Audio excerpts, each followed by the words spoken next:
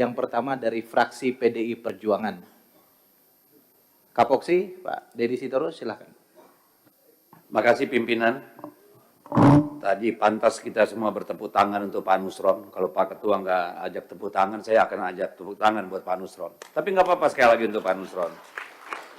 Kenapa saya kira harus tepuk tangan? Ini mencontohkan bagaimana seorang anggota DPR yang sudah karatan dalam hitungan 100 hari benar-benar jadi menteri.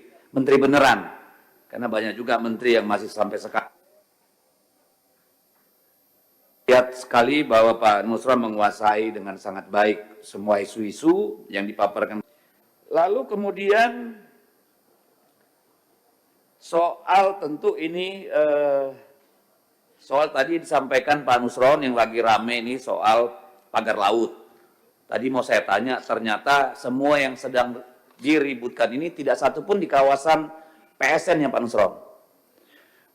Dan kemudian tentu menjadi pertanyaan apakah ini bagian dari siapa? Apakah mafia tanah itu sendiri?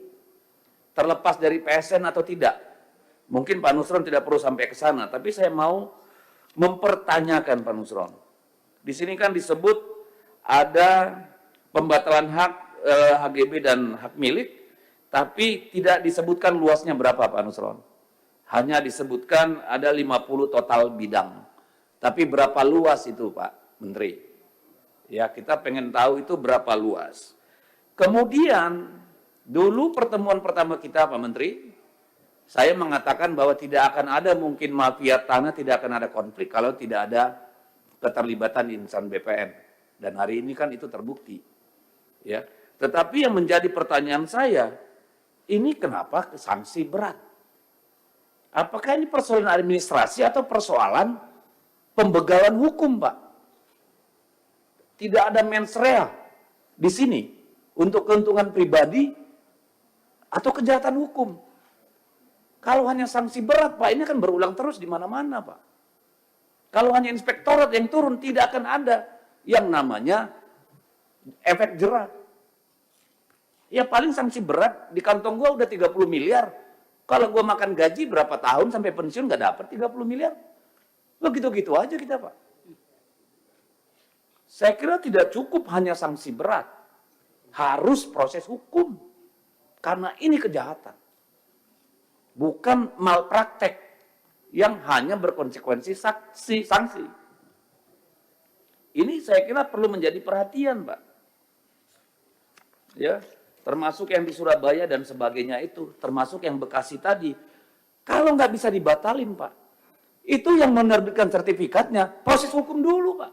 Sehingga bisa dibatalkan bahwa itu produk cacat hukum.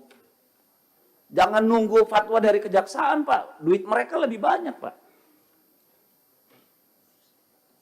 Saya minta, mohon, ya udah proses hukum, Pak. Sehingga bisa dibatalkan itu. Karena soal ruang abu-abu aturan kita ini, Pak, sangat mudah dimanipulasi, Pak. Semua ada bohirnya, mau bikin PP, mau bikin perpres, mau bikin apa. Semua bisa-bisa aja. Jadi saya sangat berharap penegakan hukum di sini, Pak, supaya ada efek jerah, Pak Nusron. Supaya Bapak bisa memulai, ya, memimpin ATR BPN ini dengan legacy, Pak. Pembersihan di dalam, Pak. Narasi penegakan hukum itu harus sangat kuat. Sehingga semua yang ada di layar ini sekarang, semua punya rasa takut, Pak. Tinggal minta sama negara, kalau perlu nanti gaji dan insentifnya setara dengan Kementerian Keuangan. Kenapa tidak? Di luar itu jangan coba-coba gitu loh, Pak. Karena tanah adalah kehidupan. Kalau dimain-mainin, Pak, orang siap mati, Pak. Apa belum banyak bukti konflik tanah nyawa meregang?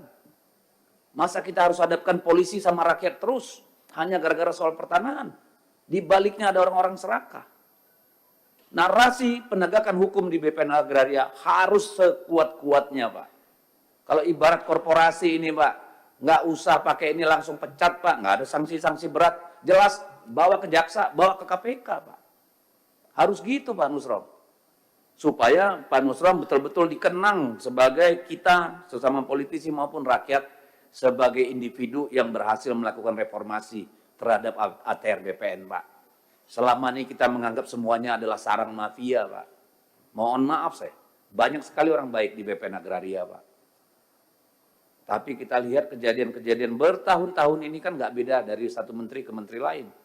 Kemarin soal pagar laut itu yang bikin heboh apa? Akrobat-akrobat komunikasi, Pak. Ada yang ngaku bekas tambak, bekas abrasi. Ada yang tiba-tiba dicabut, ada yang nggak setuju dicabut. Ada yang ngaku ini, ngaku itu, akrobat, Pak. Itu yang membuat heboh ya mereka-mereka, bukan rakyat.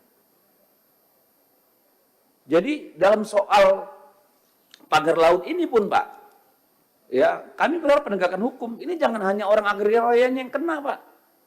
Yang bikin sertifikatnya kok lolos. Bersama-sama melakukan kejahatan kok. Mana mereka-mereka itu? Jangan kesalahan ini ditimpakan hanya kepada BPN Agraria, ATR Pak Nusron. Tadi saya singkat mendengar sudah setahun itu dikerjakan oleh Bareskrim. Lah, urusan kayak begini 1 tahun Bareskrim nggak kelar. Kan gila itu. Apa kita harus ganti Bareskrimnya? Kan ini persoalan kalau begini. Inilah realita pahit di lapangan, Pak.